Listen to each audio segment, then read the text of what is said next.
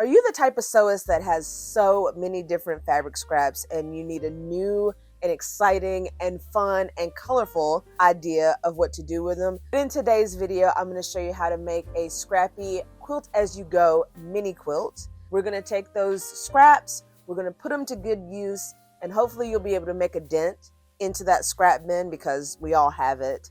Mine is probably a little bit bigger than I want to admit, but that's okay. I'm going to give you all of the tips and tricks that you need. Let's go ahead and get started with this. So grab your sewing gear and let's get to it. First off, you're going to grab a handful of scraps. I just got one of my bins and emptied it out and decided to figure out which color scheme I'm going to go with for this mini quilt. So it ended up working out pretty well that one of the handfuls that I pulled out just happened to be rainbow. And I was like, you know what? I'm going to go with it. Now for this project, you're also going to need some batting and some solid backing fabric. The sizes that I'm using for my backing fabric and my batting are 10.5-inch squares. What you're going to do is you're going to put your backing fabric pretty side down and then place your batting on top of that backing fabric.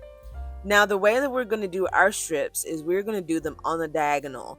You can also do this where the strips are just going like normally on the piece, but for this I wanted to kind of get that strippy, scrappy kind of look, and so I did my strips on the diagonal.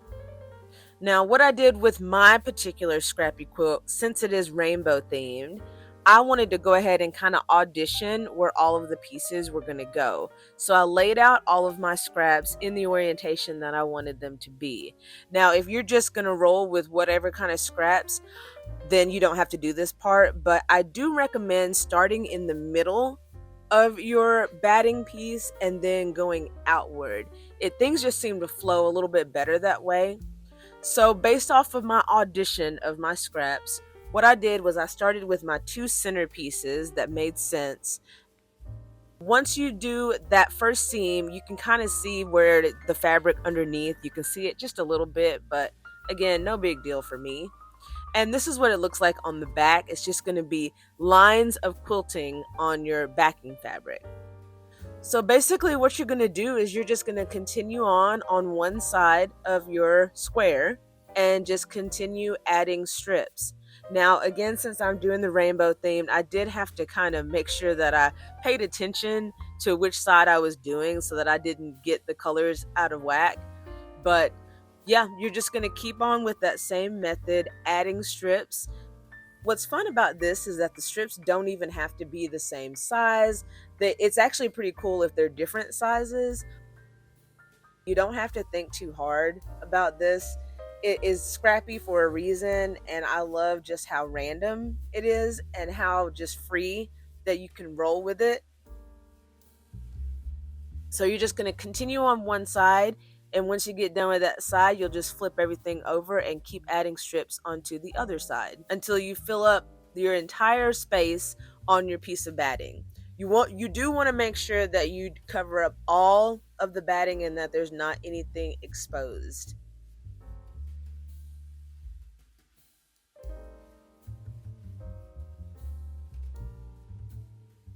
This is what my first square is looking like so far. Looks amazing. And now's the best part. You got to trim it down and get all of that extra off of the edges. So what I did was, since my batting and my backing fabric were already the correct size, I just went ahead and trimmed everything down to that size. Now once I got everything trimmed up and ready to go, we're going to flip everything over, give it a little lint roller, and this is my first square. For me, since I'm doing a mini quilt, I just went ahead and made 3 more the exact same method as this. So depending on the size of your finished project, that's going to determine how many squares that you need. Since I'm doing a mini quilt, I'm just doing 4 of these 10.5-inch squares. But if you're making something much larger, then all you'll need to do, you'll take your squares and you'll add a 1/2 inch for seam allowance.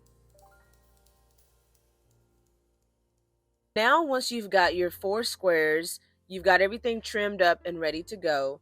Now comes the fun part. Now we get to decide which way that we want our mini quilt to look on the front side.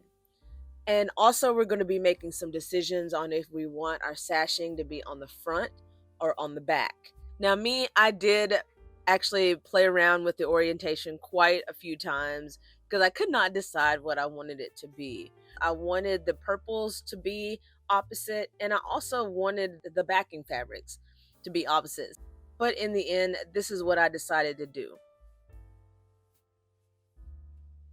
Any other quilts as you go that I've done before, I've actually had the sashing on the front.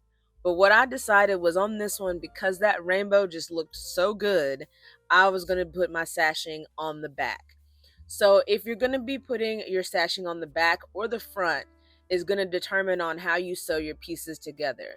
Since my sashing is on the back, I am sewing my pieces with the pretty front sides together with a 1/4 inch seam allowance.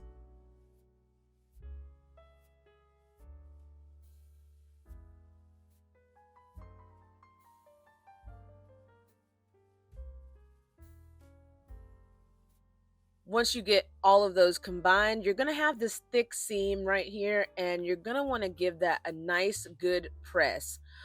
Luckily, you're not going to be sewing on top of all of this bulk. You're going to be sewing kind of on the side of it. It'll make sense in a second whenever I show the sashing, but don't be scared by the bulk.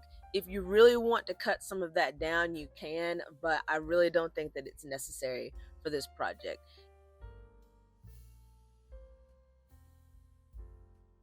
Now, what I will say is in the seam where everything intersects, I did cut out some of the batting. You're really not going to be sewing on the bulk, but I just didn't want a chance breaking a needle or anything like that.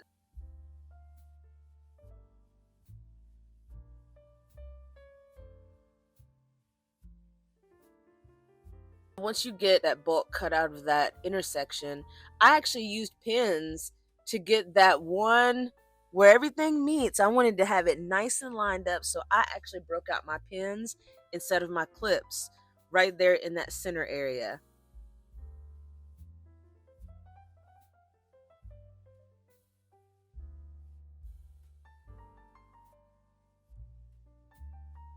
Once you get that seam sewn with a 1/4 inch seam allowance, you're going to go ahead and give that another press with your iron. Here comes the next fun part, is the sashing. Now, this fabric that I'm using for my sashing is actually a jelly roll piece. It's going to be 2.5 inches wide. Now, if you have a bias tape maker, this is the time for it to shine. But unfortunately, the one that I have only kind of works for 2 inch wide strips and not 2.5. I could have made it work, but it would have been a little bit awkward. So I just went ahead and did it manually. I took my piece and I ironed it in half, and then I took the outer flaps and folded it to the middle. So you're basically making like a double fold bias, but you're not folding it in half.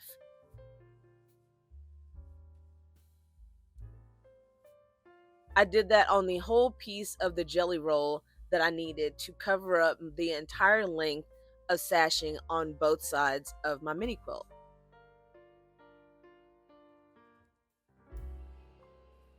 Now, one thing that is kind of crucial in this step is that when you sew down your sashing, your stitches are going to be seen on the front side. It's just going to be like 2 rows of stitching.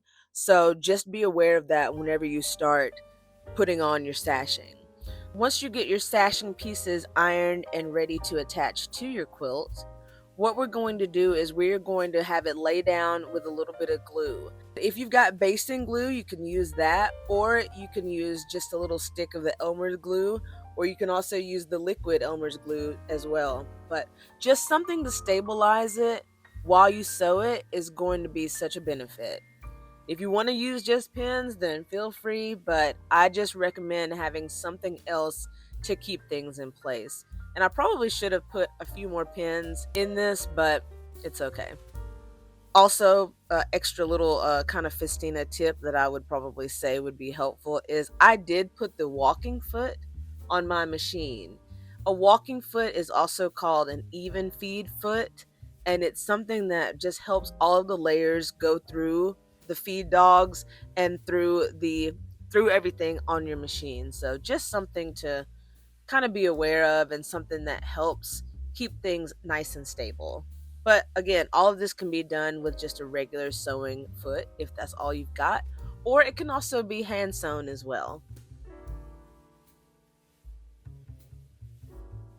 So now you can see what it looks like on the front. My stitches weren't exactly as even as they could have been because I should have slowed down, but it's okay. Again, this is for me, so no big deal. And now basically you're done. All you've got to do is bind your quilt in whatever way that you prefer. I'm not going to go over the details of binding a quilt because there's so many different ways, but if you'd like me to do a tutorial, let me know in the comments. I just used a black narrow binding for mine, something simple to kind of offset all of the colors, and this is what it turned into. I love it and I think it's beautiful. Cannot wait to get it on my wall. If you enjoyed this tutorial or if you have any questions, please leave me a comment down below. Thank you so much for watching. I'll see you next time.